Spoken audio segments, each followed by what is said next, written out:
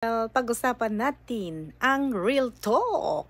Ito po ay nangyayari sa ating buhay na hindi natin pwedeng iwasan dahil sa problemang ito. Ano nga iba ito mga kapatid? Siyempre, wag na tayong magpatumpik-tumpik pa. Ito lang naman yon, di ba?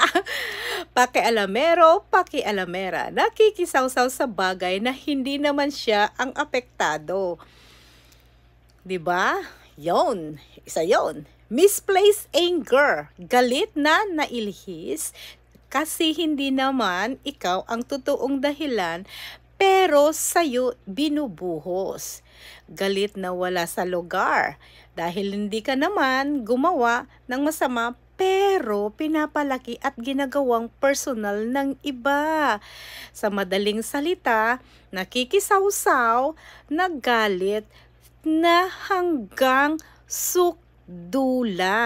'Di ba ho? Ayan lang naman ang ating video for today. Abangan po ang susunod na ating pagre-real talk. Bye-bye! See you again next time.